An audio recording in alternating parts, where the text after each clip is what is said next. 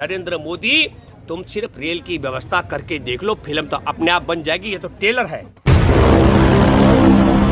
और हमारे पंजाब का किसान यहाँ जान दांव पर लगा रहा है, हरियाणा के किसान भी शहादत दे रहे हैं, उत्तर प्रदेश के किसानों की भी जान जा रही है।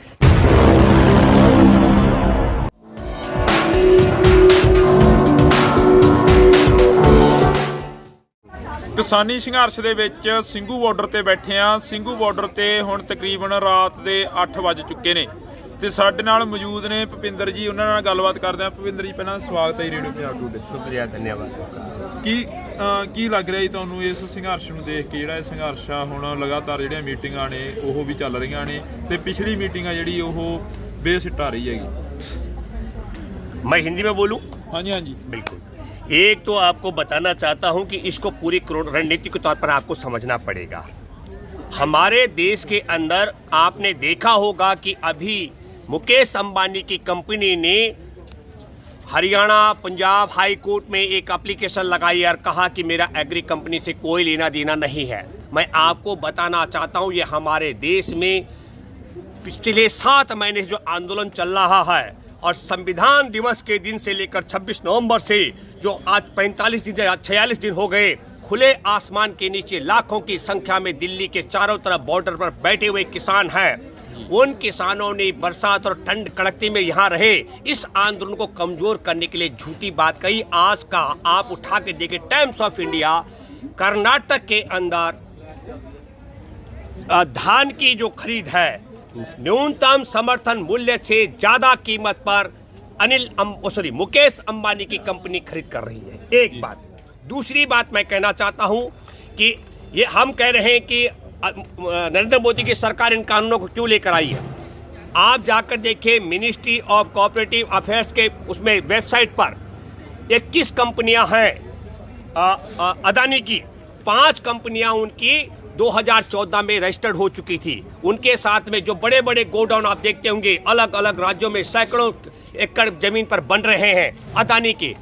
मोदी सरकार ने 30 साल तक उनको लाभ पहुंचाने की गारंटी का कानून बना दिया।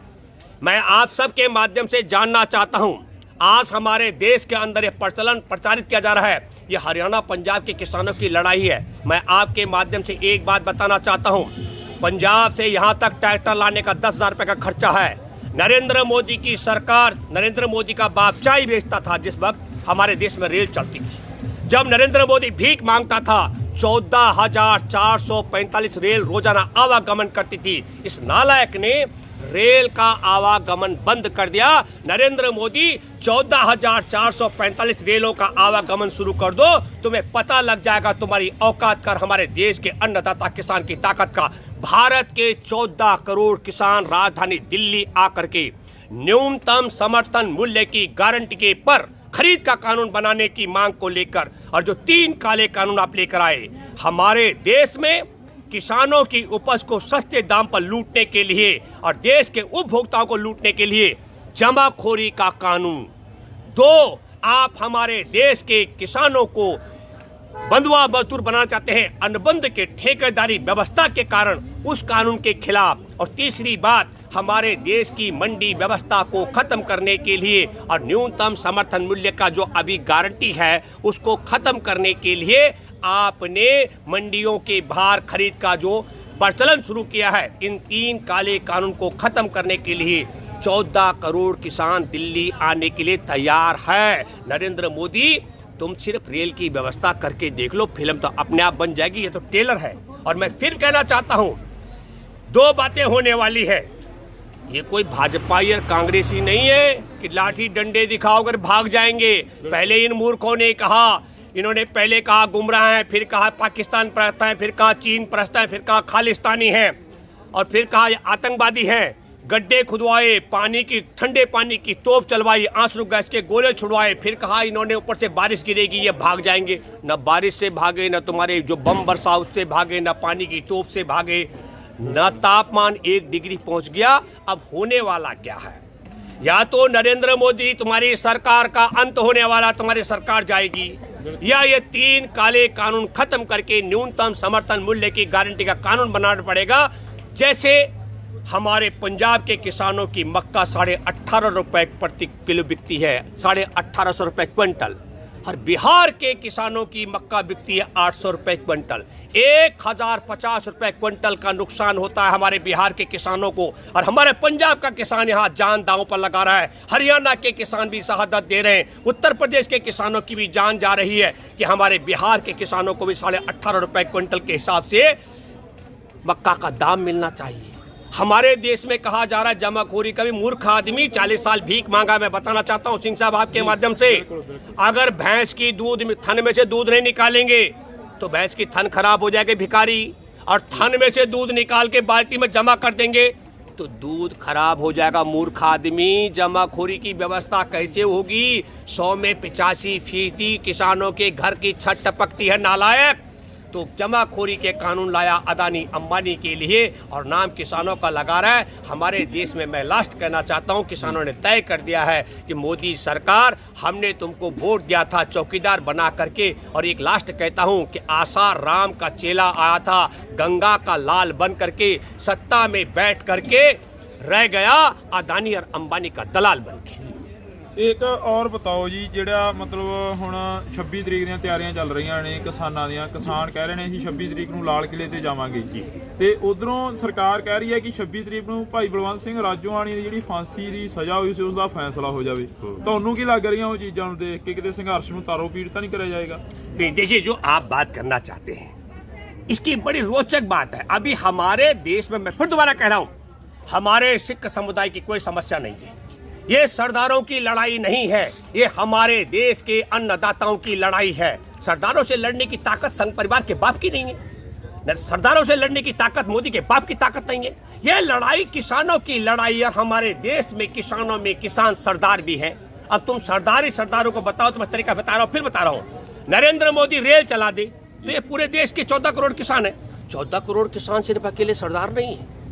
इसलिए मैं ये कहना चाह रहा हूं, ये षड्यंत्र के तहत है, यहाँ लड़ाई किसानों की चल रही है।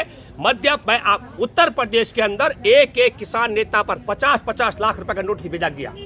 जब किसान नेता बाहर निकलता है मध्य प्रदेश में, उत्तर प्रदेश में, तो उन पर पुलिस का पहरा बिठाया जाता है। हमारे भारतीय किसान मजदूर संघ के राष्ट्रीय अध्यक्ष राजवीर सिंह मुंडेर शामली से जब अपने घर से निकलने के लिए तैयार होते हैं, वहाँ एसपी धमक जाता है, डीएम धमकता है। ऐसे मैं उदाहरण दे रहा हूँ, हरियाणा के अंदर 200 से ज्यादा किसान नेता हैं जो हाउस अरेस्ट है। तो ये नेताओं को बाहर नहीं निकलने दे रहे हैं। सवाल ये है, ये जानबूझकर षड्यंत्र के तहत, जब हमारे देश में जवाहरलाल नेहरू विश्वविद्यालय के छात्र, देश के आदिवासी, मछुआरे, दलित, भूमिहीन किसान और देश के संविधान की हिफाजत के लिए सड़क पर आता है, तो टुकड़े टुकड़े गैंग बोलते हैं। जबकि आपने एक बड़ी मैगजीन देखी होगी, टाइम्स मैगजीन, उसने टुकड़े टुकड़े गैंग का सरगना बताया था नरेंद्र मोदी को। किसी ने नहीं बताया कन्हैया को। अंतर्राष्ट्रीय स्तर पर टुकड़े टुकड़े गैंग का सरगना मोदी को बताया गया। टुकड़े टुकड़े गैंग का सरगना जवाहरलाल नेहरू विश्वविद्यालय के छात्र, जो हमारे देश के संविधान किसान के पक्ष में खड़े होते हैं। और जब हमारे देश में देश के संविधान की आत्मा धर्मनिरपेक्षता की हत्या करके सीएए लाया जाता है, उसके खिलाफ हम खड़े होते हैं, शहरी नक्सली कहा जाता है, मुसलमान खड़े होते हैं, पाकिस्तानी कहा जाता है। अभी किसानों पर हमला होता है, 3 काले कानून आते हैं और हमारे देश के किसान खड़े होते हैं। उनमें जब दिखता है कि दाढ़ी और पगड़ी वाले सरदार है तो उन्हें खालिस्तानी बताते हैं। ये नालायक के बच्चे हैं, फूट डालो, राज करो, इनका देश से कोई लेना देना नहीं है, देश की व्यवस्था से। मैं फिर कहना चाहता हूँ, आपके माध्यम से हमको समझना चाहिए, ये नालायक कहता है आपको फायदा नहीं आता।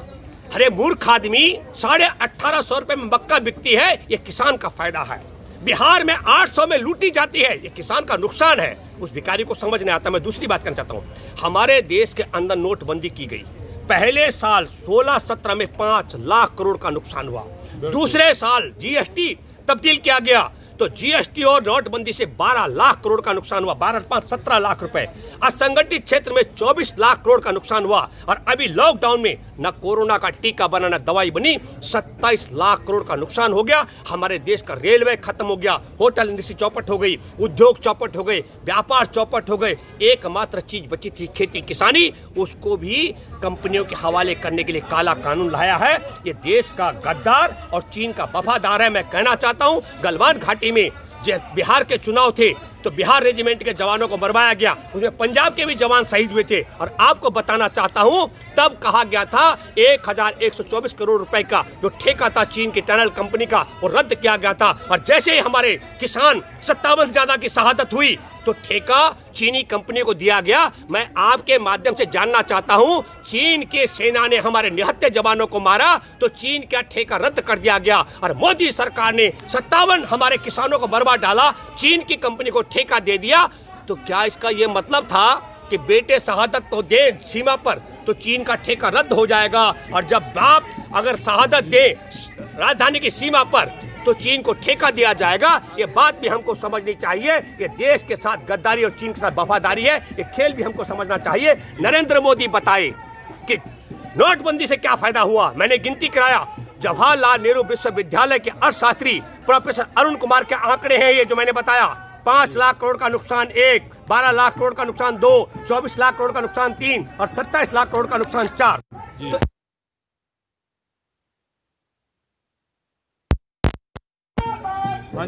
ठीक है, न केवल ये बात है रेलवे का आवागमन बंद होने से 15,90,000 हॉकर्स जो दुकानें होती है स्टेशन में, उनके परिवार भुखमरी के कगार पर पहुंच रहे हैं। इस नालायक ने तो कहा था मैं किसानों के अच्छे दिन लाऊंगा, सबको लाभकारी मूल्य दूंगा, 15-15 लाख रुपए दूंगा, 2-2 करोड़ को रोजगार दूंगा। आज ये अच्छे दिन है कि तापमान जो है 1 डिग्री से नीचे है। दुधमुहे बच्चों को लेकर के महिलाएं किसान परिवार के यहाँ है, पूरे धरनों पर चारों तरफ। पर मैं फिर लास्ट में कहना चाहता हूँ 26 तारीख के लिए, 26 तारीख को हमारे देश के करोड़ों किसान दिल्ली की तरफ कूच करेंगे। हाँ, हमारे लोगों ने तय किया है, हाथ नहीं उठाएंगे, सीने पर गोली खाएंगे, 3 काले कानून वापस कराएंगे और हमारे देश में न्यूनतम समर्थन मूल्य की गारंटी का कानून बनाएंगे। और अगर मोदी सरकार ये न की तो मोदी सरकार को जाना होगा, नई सरकार को आना होगा, 3 काले कानून को हटाना होगा, न्यूनतम समर्थन मूल्य की गारंटी पर खरीद का कानून बनाना होगा। ये बात है। क्या लगता है आपको, आज जो न्यूज़ सुनी है, न्यूज़ में आया है कि ये किसान है, किसान सड़कों पे बैठे हैं, दिल्ली को घेरी बैठे हैं और 3500 करोड़ का घाटा चल रहा है जो देश है। आपको क्या लगता है जो पिटीशन दायर करी है सुप्रीम कोर्ट में, वो सही है क्या? देखिए, मैं आपको बताना चाहता हूँ, पहली बात जिस दिन सुप्रीम कोर्ट इसकी सुनवाई कर रहा था, मैंने तब भी सुप्रीम कोर्ट के मुख्य न्यायाधीश से अपील की थी सोशल मीडिया के माध्यम से, पंचायत मत करो, तुम्हारे काम पंचायत करने का नहीं है बोबडे साहब, तुम्हारा काम फैसला करने का है। ये लड़ाई हमारे देश के अन्नदाता और अन्नदाता के द्वारा चुनी गई सरकार के बीच का मसला है। हमारे देश के अंदर, संसद के अंदर कानून बनता है। बोबडे साहब, जिस तरीके से दवा कंपनी दवाई बनाती है और डॉक्टर उस दवा का उपचार करने में कौन सी दवा कहाँ इस्तेमाल होगी, इस भूमिका में रहता है। इसी प्रकार सुप्रीम कोर्ट सिर्फ कानून का उपयोग कर सकता है। कानून बनाने की एकमात्र जगह है वह है संसद भवन। संसद भवन में एक दिन का सत्र बुलाने का आदेश करे सुप्रीम कोर्ट, नरेंद्र मोदी सरकार को दूध का दूध और पानी का पानी हो जाएगा। एक बात मैं दूसरी बात मैं कहना चाहता हूँ कि याचिका का क्या मतलब होता है। आपने एक सुप्रीम कोर्ट एक और बड़ी घिनौनी बात कर रहा है। सुप्रीम कोर्ट गलत सवाल उठा रहा है। आज 46 दिन हो गए, कोई कोरोना, मेरे सिंगू बॉर्डर में बैठे लाखों लोग, हमारे टिकरी बॉर्डर में बैठे लाखों लोग, हमारे क्या कहते हैं गाजीपुर बॉर्डर में बैठे लाखों लोग और शाहजहांपुर, तमाम 8 जगह बैठे हुए, कोई कोरोना नहीं हुआ 46 दिन से। अब नई क्रोनोलॉजी चल रहा है सुप्रीम कोर्ट। मैं आपके माध्यम से एक बात कहना चाहता हूँ, ये षड्यंत्र है। सुप्रीम कोर्ट हमारे किसानों के बीच में नकाबपोशों को भेज करके अगर यह ऑर्डर दे देगा तो जिस प्रकार जवाहरलाल नेहरू विश्वविद्यालय पर नकाबपोशों ने हमला किया था, आरएसएस मोहन भागवत के गुंडों ने, उसी तरीके से मुझे डर है कि हमारे किसान आंदोलन के बीच में भी नकाबपोश गुंडे इनके आ सकते हैं। सुप्रीम कोर्ट में बैठे बोबडे साहब, मैं आपसे आग्रह करता हूं, हमारे किसानों को कोरोना का डर नहीं है, हमारे किसान कोरोना नहीं फैला रहे, हमारे किसानों को कोरोना नहीं है। कोरोना की क्रोनोलॉजी को समझो।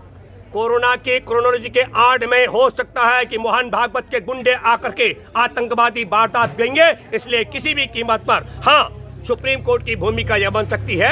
हमने कोई सड़कें जाम नहीं कर रखी है, सड़कें ब्लॉक कर रखी है। मोदी सरकार की पुलिस ने, मोदी सरकार रास्ता खुलवाए। हम लोकतंत्र में हम संसद की चौखट पर जाएंगे। जिस दिन दिल्ली की बुराड़ी की संसद ग्राउंड को जेल बनाया जा रहा था, दिल्ली सरकार, मैंने तब कहा था कि हमारे देश में रंगा बिल्ला और रंगीला श्यार किसान के दुश्मन और कंपनियों के यार हैं। हमारे किसान सत्संग करने दिल्ली नहीं आ रहे, कोई नहीं जाएगा बुराड़ी, तत्काल मैंने वीडियो भेजा तो हमारे सब नेताओं ने उसको माना और उस पर फैसला हुआ। हमने कहा हमारे किसान सड़क पर रहेंगे या संसद के चौखट पर जाएंगे, बीच का कोई रास्ता हमको मंजूर नहीं है।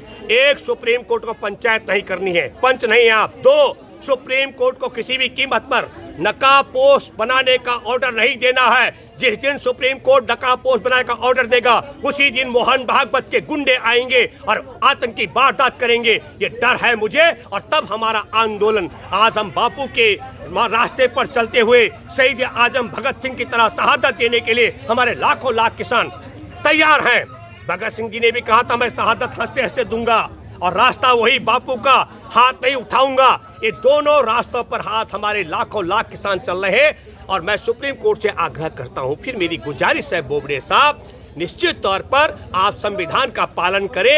ये एक बात और, मैं सुप्रीम कोर्ट को कलर की भूमिका में नहीं आना चाहिए और मुनीम की भूमिका में भी नहीं आना चाहिए। मैं आग्रह ਉਹਨਾਂ ਦਾ ਕਹਿਣਾ ਹੈ ਕਿ ਸੁਪਰੀਮ ਕੋਰਟ ਦੇ ਅੱਗੇ ਅਰਜ਼ ਕਰੀ ਗਈ ਆ ਕਿ ਸਾਡੇ ਕਿਸਾਨਾਂ ਦੇ ਤੇ ਸਰਕਾਰ ਦੇ ਵਿੱਚ ਨਾ ਆਇਆ ਜਾਵੇ। ਇਸੇ ਤਰ੍ਹਾਂ ਤੁਹਾਨੂੰ ਮਿਲਾਉਂਦੇ ਰਵਾਂਗੇ ਇਹੋ ਜਿਹੀਆਂ ਸ਼ਖਸੀਅਤਾਂ ਦੇ ਨਾਲ। ਜੁੜੇ ਰਹੋ ਰੇਡੀਓ ਪੰਜਾਬ ਟੂਡੇ ਦੇ ਨਾਲ। ਕੈਮਰਾਮੈਨ ਜੋਬਨ ਦੇ ਨਾਲ ਮੈਂ ਹਰਜਿੰਦਰ ਸਿੰਘ ਢਿੱਲੋਂ, ਸਿੰਘੂ ਬਾਰਡਰ, ਦਿੱਲੀ।